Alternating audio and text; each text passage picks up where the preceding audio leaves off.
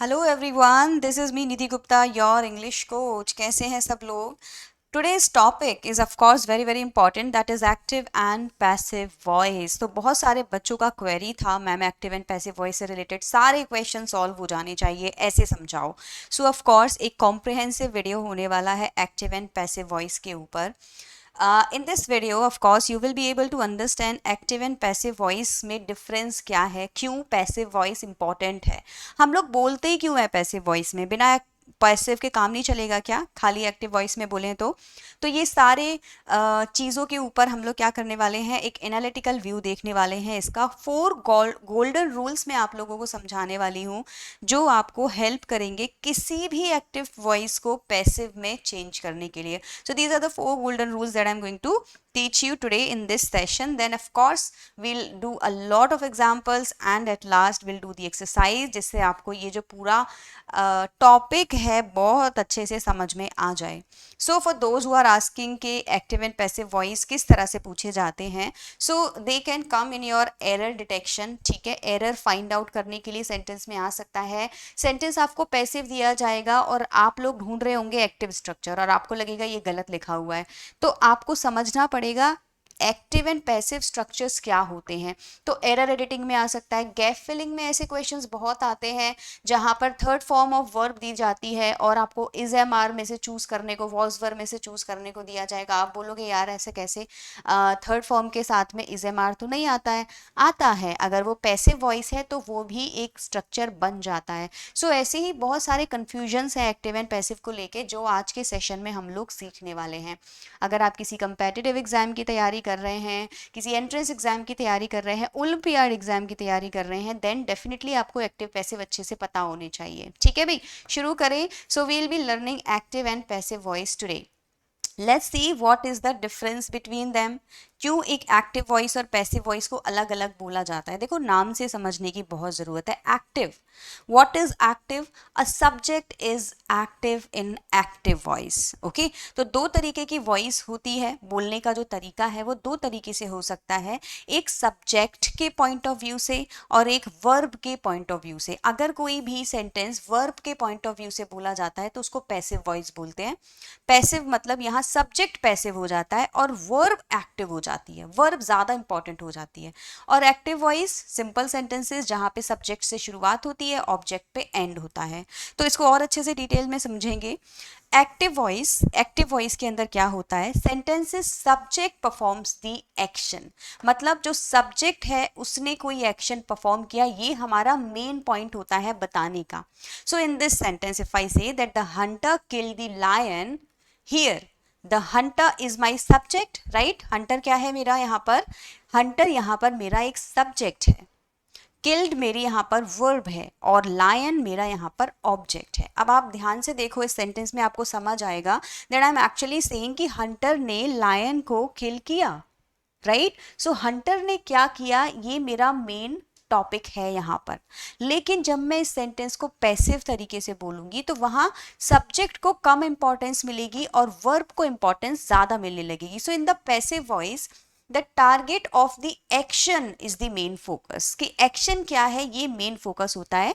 And the verb acts upon the subject, verb subject पर act करती है। तो इस सेंटेंस को जब मैं पैसिव वे में बनाऊंगी तो मैं बोलूंगी the lion was killed by the hunter. So main point यहाँ पे अगर आप इस सेंटेंस को देखोगे तो आपको समझ आएगा we are talking about the lion was killed by by the hunter. So main concept या जो मेन फोकस है वो किलिंग है, लायन किल हो गया, किसने किया? हंटर ने। तो यहाँ पे हमारा जो मेन फोकस है वो किस पे आ रहा है? वर्ब पे और उसके ऑब्जेक्ट पर आ रहा है। ठीक है, who was killed mainly is being the question, who was killed, lion was killed। तो ये एक हो गया पैसिव वे एक सेंटेंस को बोलने का और ये हो गया एक्टिव वे किसी सेंटेंस को बोलने का। अब आप बोलोगे मैम ये जो दोनों आपने सेंटेंसेस लिखाए हैं, बात तो एक ही है, तो हमने इस एक्टिव को पैसिव में चेंज ही क्यों किया? जब मैं बोल सकती हूँ the hunter killed the lion, why do I need to say the lion was killed by the hunter? क्या इसकी जरूरत थी? क्या पैसिव सेंटेंस एग्जिस्ट करना जरूरी है? यस, पैसिव सेंटेंसेस को एग्जिस्ट करना जरूरी है, जरूरत है हमें पैसिव सेंटेंसेस को बोलने की। क्यों?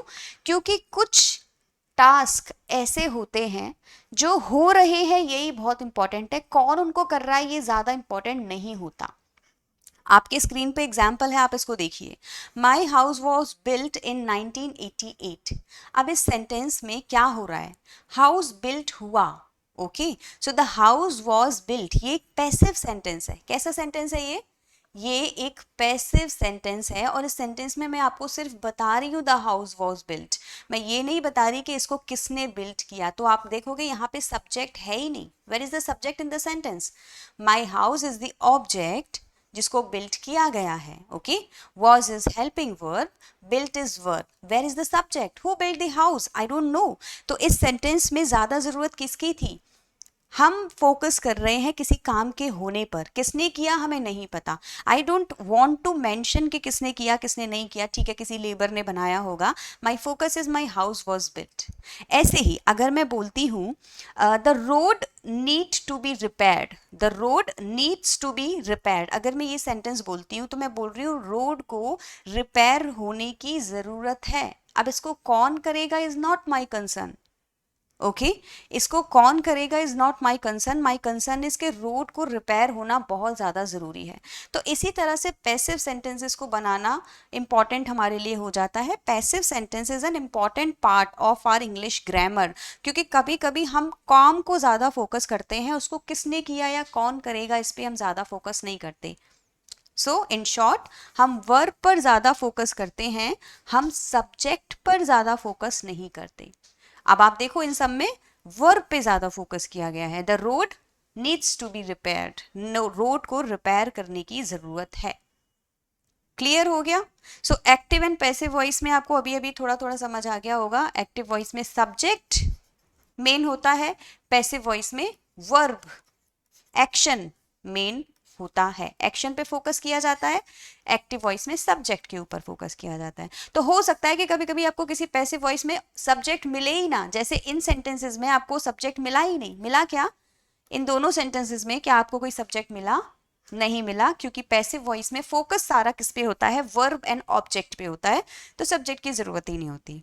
क्लियर हो गया भाई। चलो अब हम लोग बात करेंगे कि ये जो सेंटेंसेस मैंने चेंज किए, ये वाला जो मैंने सबसे पहले किया था, that the hunter killed the lion was killed by hunter, मैंने वहाँ वॉज लगाया, खुद से लगाया, क्यों लगाया? इनके कुछ रूल्स हैं जो हमें आने चाहिए अगर हम एक्टिव एंड पैसिव वॉइस सीखना चाहते हैं तो। ठीक है, स्टार्ट करते हैं। 4 golden rules to change any active sentence into passive sentence. Rule number 1, अगर आप किसी भी एक्टिव सेंटेंस को पैसिव में चेंज करना चाहते हैं, फॉर एग्जाम्पल ये सेंटेंस आपके सामने है, तो हमें क्या करना होगा, we will have to change the place of the subject and object. मतलब जो सब्जेक्ट है वो यहाँ आ जाएगा और जो ऑब्जेक्ट है वो यहाँ आ जाएगा। अब आप इस सेंटेंस में देखो, सब्जेक्ट क्या है, आई, रोड क्या है, वर्ब, द रिपोर्ट क्या है, ऑब्जेक्ट। ठीक है, लास्ट वीक एक्स्ट्रा फ्रीज है यहाँ पर, तो मैं सब्जेक्ट को यहाँ आई की जगह यहाँ क्या लिखूंगी, इसका ऑब्जेक्ट वर्जन, ऑब्जेक्ट लिखूंगी, ऑब्जेक्टिव प्रोनाउन यानी कि मी, और the report as it is रहेगा, दैट मीन्स द रिपोर्ट। तो ये आपको हर बार करना है। किसी भी एक्टिव सेंटेंस को जब आप पैसिव में कन्वर्ट करेंगे तो आपको सब्जेक्ट को ऑब्जेक्ट की जगह यहाँ लिख देना है, और जो ऑब्जेक्ट होगा इस सेंटेंस का उसको सब्जेक्ट की जगह यहाँ लिख देना है। ये आपका गोल्डन रूल नंबर 1 हो गया। ठीक है, अब देखते हैं गोल्डन रूल नंबर 2। सेंटेंस हमारे सामने सेम है अभी भी, लेकिन रूल नंबर 2 में हमको क्या सिखाया जा रहा है, हमको हमेशा वर्ब की थर्ड फॉर्म यूज करनी होती है पैसिव वॉइस में। तो मान लीजिए ये मेरा एक्टिव वॉइस है, अब मैं इसका पैसिव जब बना रही हूं तो एक तो चीज मैंने आपको क्या बताई, सब्जेक्ट यहां आएगा तो मैं बोलूंगी द रिपोर्ट, राइट। फिर यहाँ पे ऑफ कोर्स मुझे पता नहीं है हेल्पिंग वर्ब क्या लगानी है, तो मैं भी अभी ब्लैंक छोड़ूंगी, लेकिन मुझे पता है रोट मेरी वर्ब है, तो मैं रोट की थर्ड फॉर्म यहाँ लिखूंगी, that would be written. And then मुझे पता है यहाँ मेरा ऑब्जेक्ट आना है, दैट इज मी। आई का ऑब्जेक्ट क्या हो जाएगा, मी। सो गोल्डन रूल नंबर 2, हमेशा वर्ब की थर्ड फॉर्म आपको लगानी होगी। आपको पता होना चाहिए रोट राइट की सेकंड फॉर्म है और उसकी थर्ड फॉर्म हो गई रिटन। अब यहाँ चाहे फर्स्ट फॉर्म हो, चाहे सेकंड फॉर्म हो, चाहे थर्ड फॉर्म हो, एक्टिव वॉइस में कोई सी भी फॉर्म हो सकती है, लेकिन जब आप उसको पैसिव में कन्वर्ट करेंगे तो आपको हमेशा थर्ड फॉर्म ही लगानी होगी। You don't have any choice, कोई चॉइस नहीं है, कोई ऑप्शंस नहीं है। Third form means third form. तो आपको एक बहुत ज़रूरी चीज़ क्या करनी है, हर वर्ब की थर्ड फॉर्म आपको पता होनी चाहिए, right? All right, so what is golden rule number 3? Always use by before the change subject. So अगर मैं उसी सेंटेंस को फिर से लेती हूं, मैंने यहाँ पे क्या लिखा था, द रिपोर्ट, ठीक है, वर्ब मुझे अभी नहीं पता है, लेकिन हेल्पिंग वर्ब मुझे नहीं पता है, लेकिन मुझे वर्ब पता है, रिटन, और मैंने यहाँ मी भी लिख रखा था, लेकिन यहाँ मुझे बताया जा रहा है always use by before the change subject. तो मेरा चेंज सब्जेक्ट अब क्या है, ये मी है, मी से पहले मुझे क्या लगा देना है, by. So the report dash written by me. अब यहाँ क्या बचा, हेल्पिंग वर्ब बची जो मुझे लगानी है। हेल्पिंग वर्ब लगाने का तरीका होता है, टेंस वाइज रूल्स होते हैं जो आपको सीखने हैं। फॉर एग्जाम्पल, अगर मैं इस पर्टिकुलर सेंटेंस में देखूंगी तो मुझे पता चलेगा ये पास्ट सिंपल सेंटेंस है, क्योंकि यहाँ पे वर्ब की सेकेंड फॉर्म है। तो ये कौन सा टेंस है, past simple, simple past, right? तो सिंपल पास्ट टेंस में मुझे पता है कि जब मैं इसको पैसिव में कन्वर्ट करती हूं तो हेल्पिंग वर्ब वॉज लगती है, तो मैं बोलूंगी the report was written by me, और ये मेरा पैसिव सेंटेंस बन चुका है। This was number 3 rule, right? So golden number rule क्या है, use the helping verb accordingly. Accordingly मतलब जो टेंस अब हम लोग सीखने वाले हैं, जो रूल्स मेनली हम लोग टेंस से रिलेटेड सीखने वाले हैं, उसके अकॉर्डिंग आपको जो इसका हेल्पिंग वर्ब है वो लगानी है। जैसे मैंने इसमें क्या लगाई थी, वॉज, क्योंकि पास्ट सिंपल में वॉज लगती है। So the report was written by me. अब लास्ट में हमारा क्या रह गया है, लास्ट वीक, उसको एज इट इज लिख देंगे, यहां लिखेंगे लास्ट वीक, ठीक है? तो ये जो लास्ट वीक था, ये last week is a adverbial phrase जो आपको टाइम के बारे में बता रहा है, तो आपको उसको एज इट इज लिख देना होता है, इसमें आप कोई चेंजेस नहीं करते हैं। I hope this is clear to everyone. आपको समझ आ गए होंगे 4 गोल्डन रूल्स। मैं एक बार रिवाइज कर देती हूँ।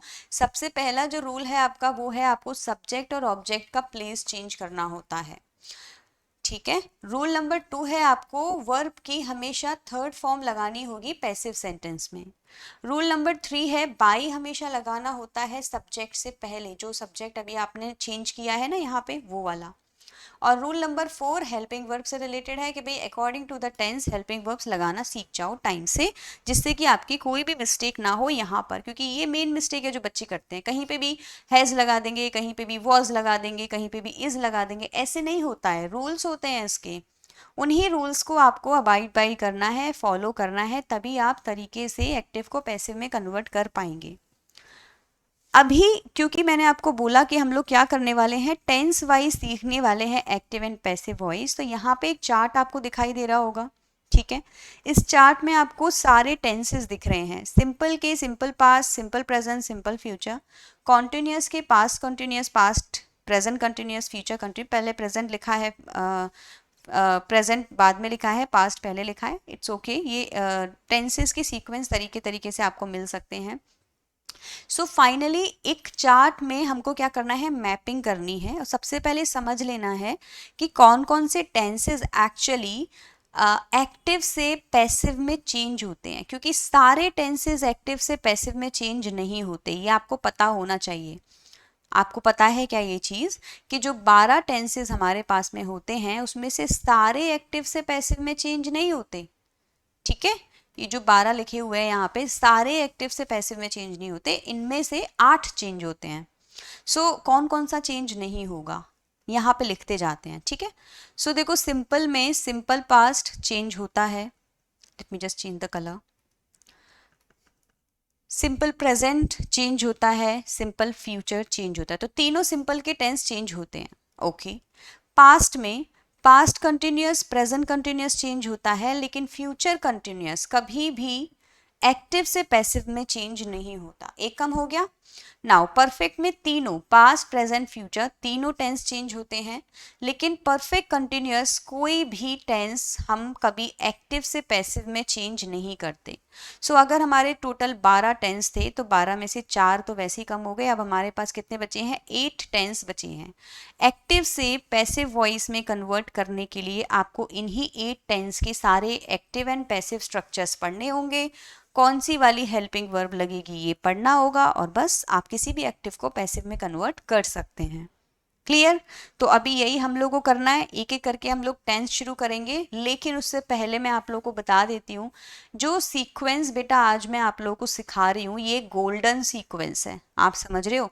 इस सीक्वेंस के थ्रू आपको बहुत जल्दी एक्टिव पैसिव के रूल समझ आ जाएंगे, क्योंकि मैं चाहती तो प्रेजेंट सिंपल से शुरू कर सकती थी, राइट, लेकिन मैंने किससे शुरू किया है, प्रेजेंट कंटिन्यूअस। सिंपल वाले अभी छोड़ दिए हैं, सीधे कंटिन्यूअस।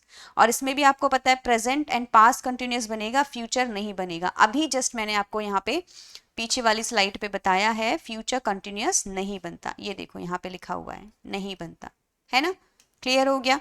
सो प्रेजेंट कंटिन्यूअस देखेंगे, फिर पास्ट कंटिन्यूअस देखेंगे। एक्टिव स्ट्रक्चर देखना है आपको, हर टेंस का आपको पता होना चाहिए। तो प्रेजेंट कंटिन्यूअस का एक्टिव स्ट्रक्चर क्या होता है? सब्जेक्ट होता है, इज एम आर होता है, वर्ब की फर्स्ट फॉर्म होती है, और लास्ट में आईएनजी लगा के ऑब्जेक्ट होता है। सेंटेंस कैसे होते हैं दिखने में? जैसे मैं बोलूंगी Siya is writing a letter to the editor. Siya is writing a letter to the editor. So is writing, इसको देख के कोई भी बच्चा बता देगा ये प्रेजेंट कंटिन्यूअस टेंस है। आप नहीं बता पा रहे हैं तो पहले टेंसेस पढ़ लीजिए ताकि आपको सबके स्ट्रक्चर पता हो। इसका स्ट्रक्चर क्या है? Siya is writing okay a letter to the editor. All right, so अभी हमको पता होना चाहिए कि प्रेजेंट कंटिन्यूअस में जब इज एम आर ऑलरेडी किसी सेंटेंस में दिया होता है, वहां पे हमें हेल्पिंग वर्ब बीइंग लगानी होती है। रट लो। तो present continuous and past continuous दोनों में बीइंग लगाते हैं और आपको एक्टिव से पैसिव इजीली बना लिया जाएगा। 4 गोल्डन रूल्स सबको याद हैं। ऑब्जेक्ट ढूंढेंगे, ऑब्जेक्ट यहाँ पे क्या है, टू द एडिटर ऑब्जेक्ट नहीं है, अ लेटर ऑब्जेक्ट है, ठीक है। सो अ लेटर क्या लिखेंगे, अ लेटर। रूल के हेल्पिंग वर्ब क्या है, is am are and being. So is ढूंढ लेंगे, लेटर के लिए इज ज्यादा अच्छा लग रहा है, इसके साथ आएगा बीइंग, क्योंकि हमने यहाँ पे ऑलरेडी सीख लिया है हेल्पिंग वर्ब क्या लगती है प्रेजेंट कंटिन्यूअस के पैसिव सेंटेंस में, is am are plus being. So a letter is being writing, मतलब राइट, राइट का थर्ड फॉर्म, रूल नंबर 2 था ना, हमेशा कौन सी फॉर्म लगानी है, third form, written by, by rule number 3 जिसमें बाय लगाते हैं, और सब्जेक्ट ऑब्जेक्ट की जगह आ जाएगा, वो लिख देंगे Siya. To the editor last में आप लिखना चाहें तो लिख सकते हैं, या यहाँ पे भी लिख सकते थे, ठीक है। So a letter is being written to the editor by Siya, और a letter is being written by Siya to the editor. बन गया, ठीक है, सिंपल था सेंटेंस। हमने क्या ध्यान रखना है, हेल्पिंग वर्ब कौन सी लगेगी, बस ये। तो देखो बहुत सारे बच्चों को कंफ्यूजन रहता है कि मैम इसको वॉज कर देते हैं क्या, ये डायरेक्ट इनडायरेक्ट में होता है, रिपोर्टेड स्पीच में होता है, एक्टिव पैसिव में कभी भी प्रेजेंट का पास्ट नहीं होता। ओके, रिपोर्टेड स्पीच में प्रेजेंट का पास्ट होता है, एक्टिव पैसिव में प्रेजेंट का पास्ट नहीं होता। प्रेजेंट में इज एम आर के साथ बीइंग लगा देते हैं, पास्ट में वॉज वर्ब के साथ बीइंग लगा देते हैं। कंटिन्यूअस की बात कर रही हूं मैं, present continuous and past continuous. तो ये आपको समझ आ गया। कभी भी इज एम आर को वॉज वर्ब में कन्वर्ट मत करना, इज एम आर है तो इज एम आर ही रहेगा, बस उसके साथ में बीइंग लग जाता है। देख रहे हो ना आप, Siya is, letter is, being extra लग जाएगा। नेक्स्ट सेंटेंस बनाते हैं पास्ट कंटिन्यूअस का। पास्ट कंटिन्यूअस टेंस में मैं आप लोग को ऑलरेडी बता चुकी हूं, जैसे वहां इज एम आर होता है, यहाँ पे वॉज वर्ब होता है। सेम सेंटेंस लेंगे, सिया इज राइटिंग की जगह कर देंगे सिया वॉज राइटिंग। तो यहाँ पे क्या करना है, वॉज वर्ब की जगह वॉज वर्ब रहेगा और उसके साथ में बीइंग लगा देंगे accordingly. So Siya was writing a letter, फिर से हम लोग क्या लिखेंगे, अ लेटर वॉज का वॉज आ जाएगा, बीइंग एक्स्ट्रा आ जाता है।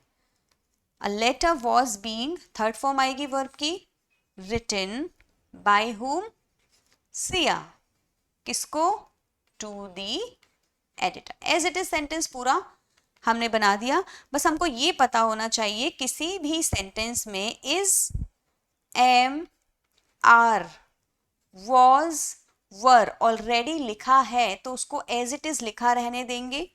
इनके साथ में क्या लगा देंगे, प्लस लगा के। इनके साथ में हमें क्या लिखना होता है, इनके साथ में हमें लिखना होता है बीइंग, BEING। ये आपका हिंट है, ये आपका गोल्डन एक रूल है जो आपको पता होना चाहिए।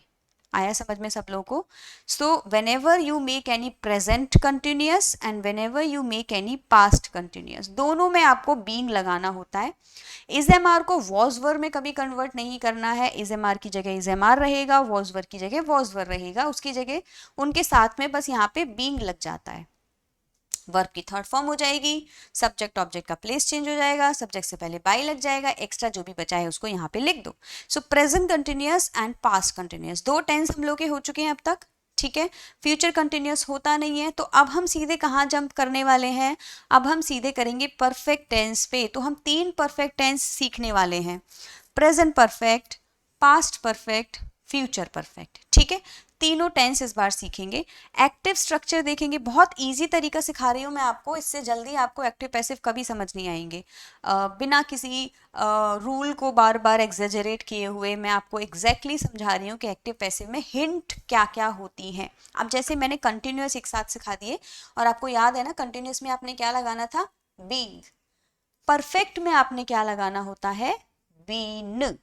दोनों में डिफरेंस पता चल रहा है, that was being, this is been. तो परफेक्ट में आपको हैज, हैव दिया होता है एक्टिव सेंटेंस में, प्रेजेंट में, हैड दिया होता है पास्ट में, विल हैव दिया होता है फ्यूचर में। अब एक एक करके करेंगे, समझते हैं इसको। सो सब्जेक्ट के साथ आया हैज, हैव, फॉर्म कौन सी है, वर्ब की थर्ड फॉर्म। तो यहाँ पे ऑलरेडी वर्ब की थर्ड फॉर्म एक्टिव में ही होती है, आपको चेंज करने की भी जरूरत नहीं है, आपको एज इट इज लिख देनी है। For example, Siya has written a letter to the editor, कौन सा टेंस है ये, प्रेजेंट प्रेजेंट परफेक्ट, बिकॉज हमें हैज दिख रहा है ना। Siya has written a letter to the editor, change कैसे करेंगे इसको, मैंने अभी आपको बताया।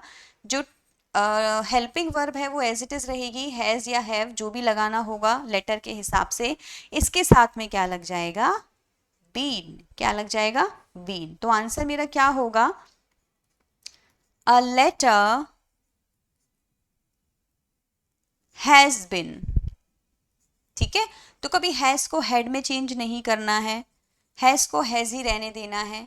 अगर यहाँ अ लेटर की जगह लेटर्स होते, मतलब बहुत सारे होते, तो मैं उसको हैव कर देती, have been written by Siya, ठीक है।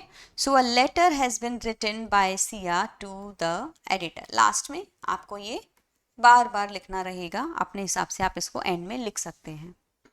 क्या सीखा हमने, प्रेजेंट परफेक्ट कंटिन्यूअस टेंस में हैज हैव तो रहता ही है, हमें खुद से बीन लगाना है। चलो एक क्विक रिवीजन करते हैं, कंटिन्यूअस में क्या लगाते हैं जरा बताओ तो, किसी को याद है तो चैट में आप लोग मुझे बताएंगे। कंटिन्यूअस में हम लोग क्या लगाते हैं, being, very good. So perfect में हम लोग क्या लगाते हैं, परफेक्ट के तीनों टेंस में हमें लगाना है been, very good, being and been. आप इसको ऐसे भी याद कर सकते हैं, कंटिन्यूअस में आईएनजी लगता है, याद है ना सब लोगों को कंटिन्यूअस टेंसेस में, तो इसीलिए आईएनजी के लिए इसको बीइंग कर दिया। और परफेक्ट में क्या लगता है, थर्ड फॉर्म लगती है, तो बी की जो थर्ड फॉर्म होती है वो बीन होती है। इसको आप इस तरह से भी याद कर सकते हैं। तो प्रेजेंट परफेक्ट कंटिन्यूअस के बाद में अब हम लोग करेंगे पास्ट परफेक्ट कंटिन्यूअस, ठीक है। पास्ट परफेक्ट कंटिन्यूअस का स्ट्रक्चर आपको पता होना चाहिए। एक्टिव स्ट्रक्चर में हम लोग हेड लगाते हैं, वर्ब की third form object as it is रहता ही है। सेंटेंस दिखने में लगेगा Siya had written a letter to the editor. Present में वो हैव था, Siya has written a letter, यहाँ पे आएगा सिया हैड। क्या करेंगे, सेम, हेड का हेड रहेगा, बस बीन लगा देना है। देख रहे हो आप कितने इजी रूल्स आपके लिए ये बन जाते हैं। तो आंसर क्या होगा, आंसर होगा a letter had been written by Siya to the editor, हो जाएगा। फ्यूचर परफेक्ट अगर आपका टेंस है तो फिर से आपको सेम चीज करनी है, यहाँ पे आपको क्या मिलता है, विल, शैल और वर्ब की थर्ड फॉर्म मिलती है। एग्जाम्पल कैसा होता है, Siya will have written a letter to the editor. Same करेंगे, विल को भी रहने देंगे, हैव को भी रहने देंगे, इसके साथ में क्या ऐड कर देंगे, बिन। आंसर कैसे लिखेंगे, a letter will have been, will have been written by Sia. Is it clear everyone?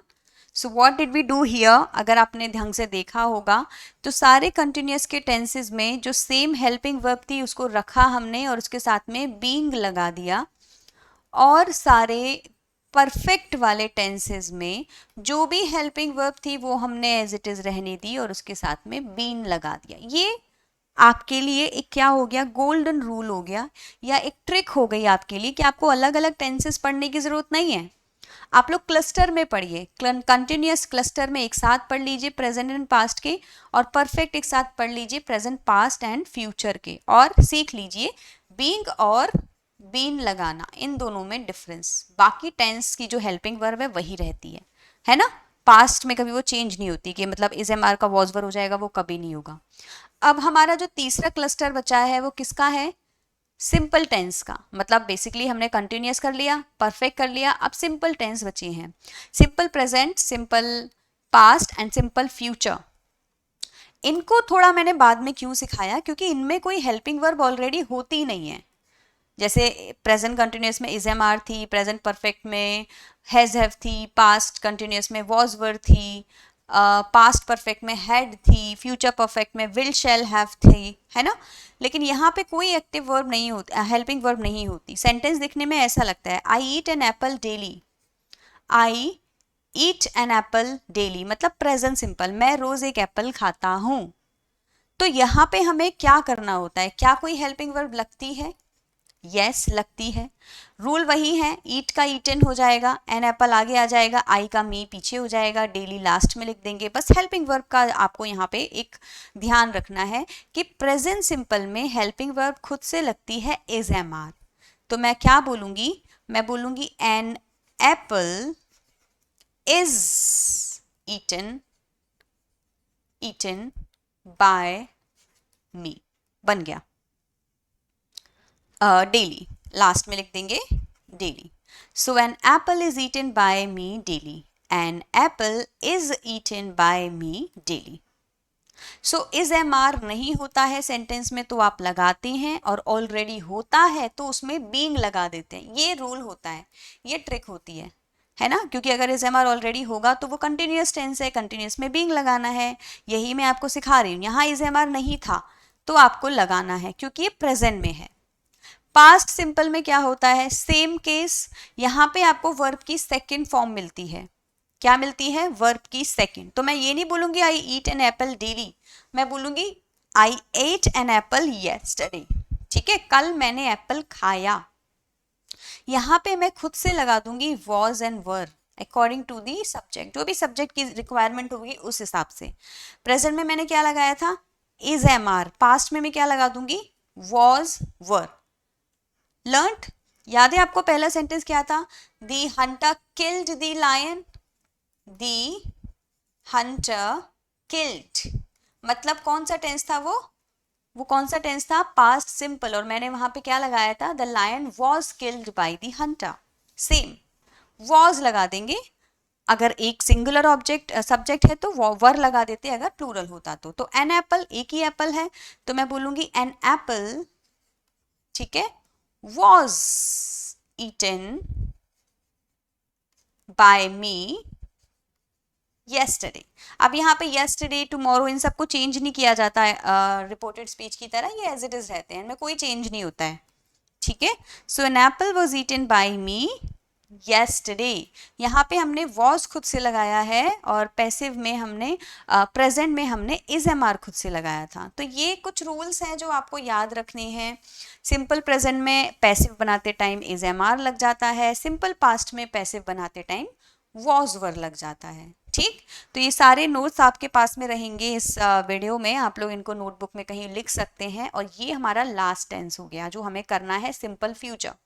तो पहले हमने कंटिन्यूअस किया, फिर हमने परफेक्ट किया, और फिर हम सिंपल पे कर रहे हैं। सिंपल पे लास्ट में इसीलिए कर रहे हैं क्योंकि यहाँ पे वैरायटी होती है, वो क्लस्टर बन जाते हैं, बीइंग और बीन के क्लस्टर बन जाते हैं। ठीक है।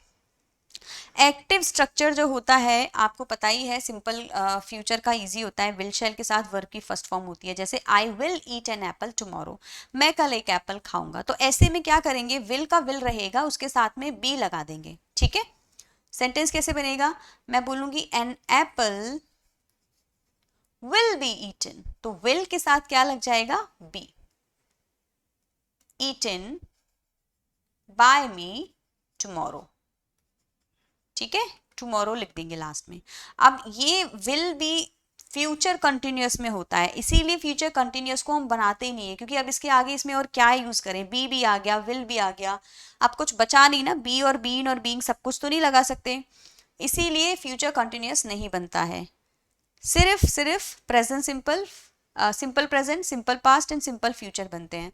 तो अगर विल ऑलरेडी सेंटेंस में होगा तो बी लगा देंगे। इसी तरह विल भी देखो एक मॉडल वर्ब भी होता है ना, बाकी के मॉडल वर्ब भी अगर किसी सेंटेंस में है तो उनके साथ में भी क्या करना है, बी लगा देना है। क्या करेंगे, वो मॉडल वर्ब रहेगी उसके साथ में बी। जैसे I can do this work, तो मैं बोलूंगी this work can be, this work can be, do का हो जाएगा डन बाय मी, मैं इस काम को कर सकती हूँ, this work can be done by me. You should help him, अब इसका सब लोग मुझे कमेंट में आंसर बताइए, क्या होगा इसका correct answer. You should help him, he, ये मैं बता देती हूँ, देखो यहाँ ही आएगा और उसके बाद शुड आएगा, इसके आगे का सब लोग बता के मुझे कमेंट में देंगे। आई एम श्योर सबको इसका आंसर पता है। रूल्स आपकी स्क्रीन पे आपको दिख रहे हैं, मॉडल के बाद बी लगाना, बी के बाद में वर्ब की थर्ड फॉर्म लगा देना, और यू को ऑब्जेक्ट में चेंज करके, यू का ऑब्जेक्ट यू ही होता है, तो ये यू हो जाएगा, बाय यू। बाकी का आप लोग फिल करके दीजिए, इसी तरह से आपके सेंटेंस आ सकते हैं एग्जाम में, जिसमें आप लोगों को चेंज करना होगा। एक क्विक रिकैप पढ़ लें किसी को अगर प्रैक्टिस करनी है तो। ठीक है, देखो कंटिन्यूअस टेंसेस चाहे वो प्रेजेंट हो चाहे वो पास्ट हो, हमको वहां इज एम आर और वॉज वर्ब के साथ बीइंग लगा देनी है। परफेक्ट टेंसेस चाहे वो प्रेजेंट हो, पास्ट हो, फ्यूचर हो, वहां पे has have had will have जो भी होगा अकॉर्डिंग टू द टेंस, उसके साथ में हमें बीन लगा देना है। ठीक है। सिंपल प्रेजेंट में हम लोगों को इज एम आर लगाना होता है अकॉर्डिंग टू द टेंस। ठीक है, अकॉर्डिंग टू द सब्जेक्ट। और सिंपल पास्ट में हमको वॉज वर लगाना होता है अकॉर्डिंग टू द सब्जेक्ट। ठीक है। और क्या बचा लास्ट में, सिंपल फ्यूचर में हमें क्या करना होता है, विल शैल दिया होता है, इसके साथ में बी लगाना होता है, या फिर कोई मॉडल वर्ब भी दी है तो भी उसके साथ में मॉडल वर्ब लिखी होती है, अलग से बी लगाना होता है। ये आपका टोटल मैंने आपको पूरा रिवाइज करा दिया। एक्सरसाइज का टाइम है, कुछ मैं सॉल्व करूंगी, कुछ लोग आपको होमवर्क में करने के लिए दूंगी। टोटल 5 सेंटेंसेस है, 3 मैं करती हूँ, लास्ट के 2 आप लोग मुझे होमवर्क में देना। I have seen Taj Mahal before, मैं ताजमहल को देख चुका हूं पहले। सो ताजमहल हमारा पहला सब्जेक्ट हो जाएगा। ठीक है, तो मैं लिखूंगी Taj Mahal has been seen, Taj Mahal के साथ हैव तो नहीं लगाऊंगी ना, आई के साथ हैव लगेगा।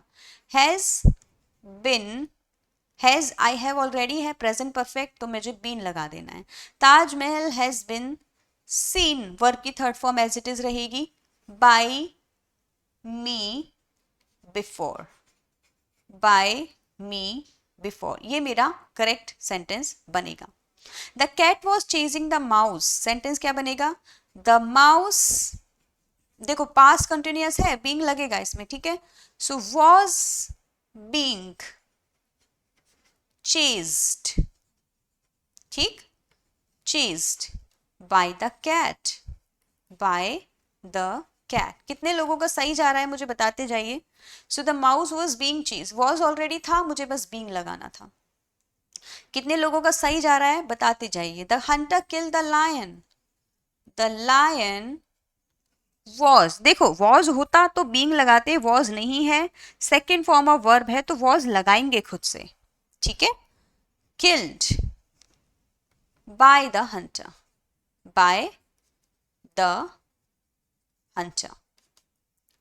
I will see the movie tomorrow. देखो विल आ रहा है, विल के साथ में क्या लगाएंगे, बी लगाएंगे। आपको ये मुझे कमेंट सेक्शन में बताना है इसका करेक्ट आंसर क्या होगा। I will wait for your answer.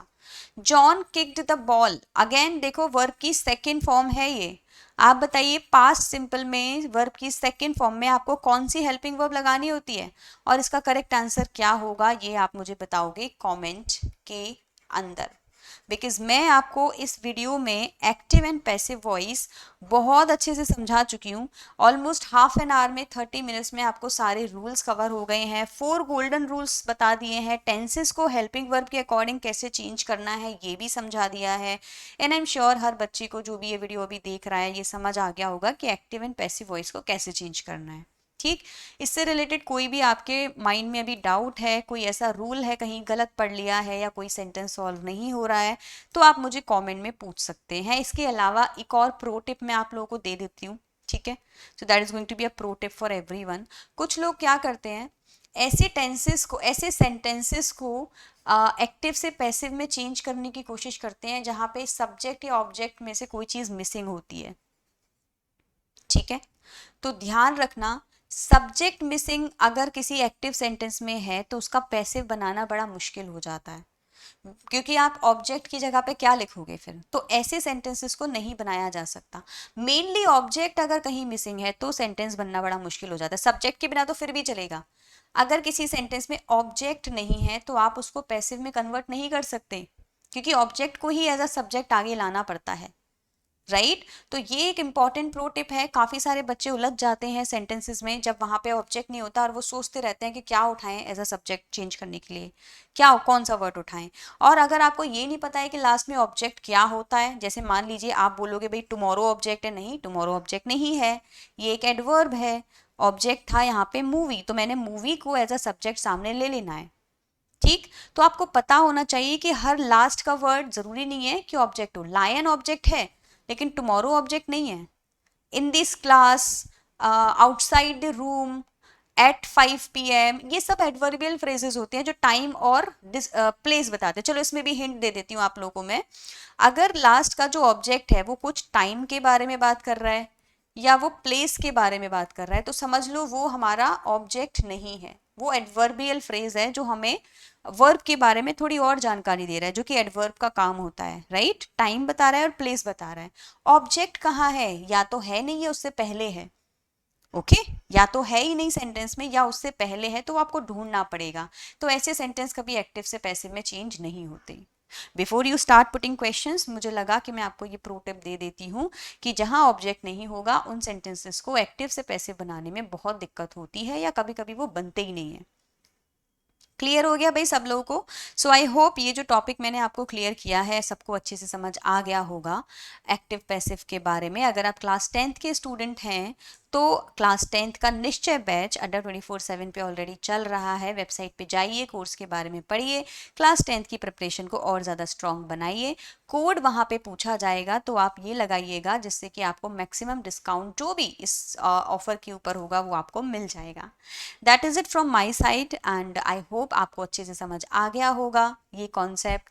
कोई भी डाउट्स हैं तो कमेंट सेक्शन में ज़रूर लिखना। This is me Nidhi Gupta, your English coach. I will meet you again with a new topic. Till then, bye everyone and take care.